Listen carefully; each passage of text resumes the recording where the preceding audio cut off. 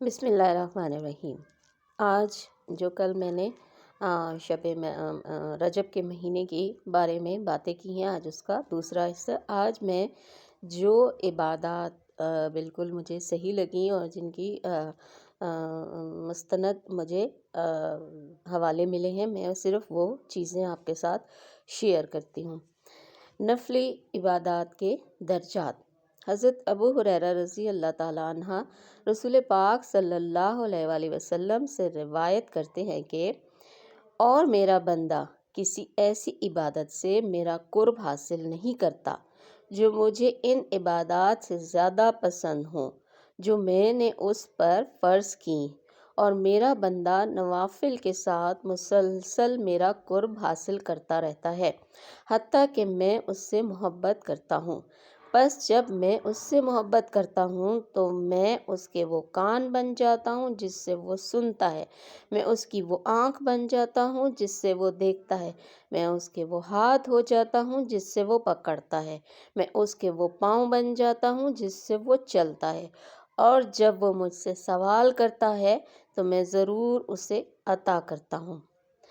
حضرت حمید بن عبد الرحمن نے رسول پاک صلی اللہ علیہ وآلہ وسلم سے روایت کیا ہے کہ آقا پاک صلی اللہ علیہ وسلم ارشاد فرماتے ہیں کہ فرائض کے بعد افضل ترین نماز رات کی نماز ہے۔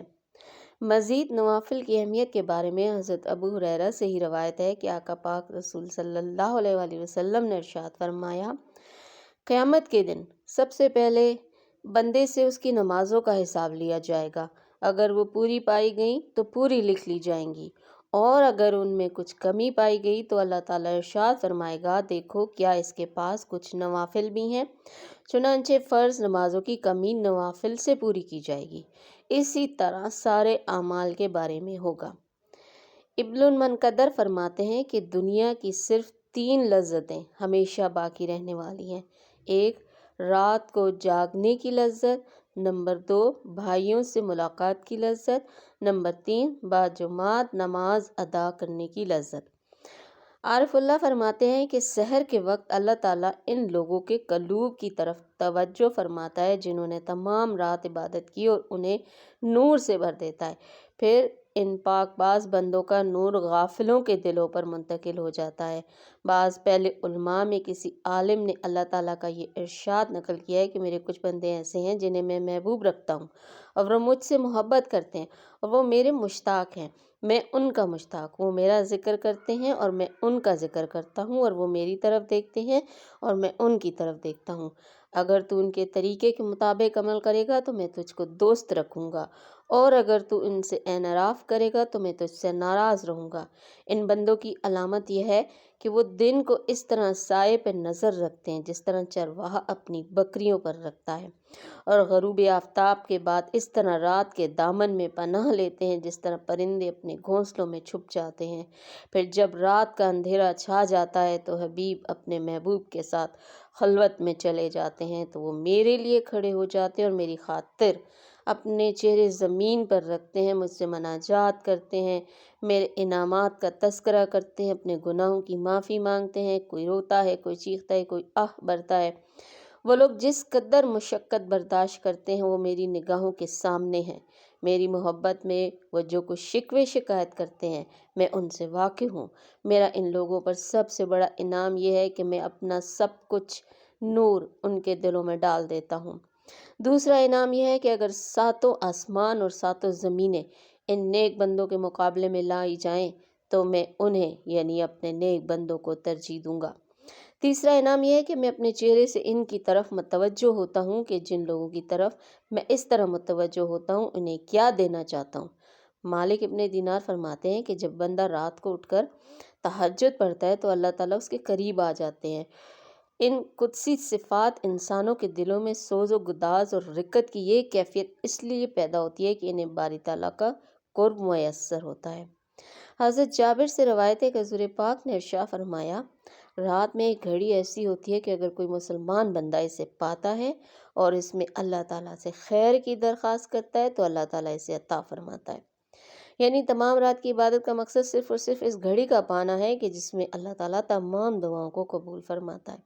اس لیے اللہ تعالیٰ کی پاک بارگاہ میں دعا ہے کہ اللہ تعالیٰ ہم سب کو رات کی اس گھڑی میں عبادت کرنے کی توفیق عطا فرمائے، آمین ثم آمین۔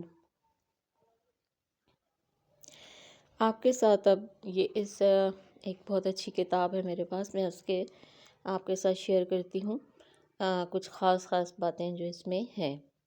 ماہ رجب کے کسی جمعے کی شب کو بعد نماز عشاء 2 رکعت نماز پڑھے۔ ہر 2 رکعت میں بعد سورہ فاتحہ کے آیت الکرسی 11 مرتبہ، سورہ زلزال 11 مرتبہ، سورہ تکاثر 11 مرتبہ پڑھے۔ بعد سلام کے درگاہ الہی میں اپنے گناہوں کی مغفرت طلب کرے۔ انشاءاللہ تعالیٰ اس نماز پڑھنے والے کے تمام گناہ معاف فرما کر اللہ پاک اس کی بخشش فرمائے گا انشاءاللہ تعالیٰ۔ نفل نماز شب معراج۔ ماہ رجب کی 27ویں شب کو 12 رکعت نماز 3 سلام سے پڑھے۔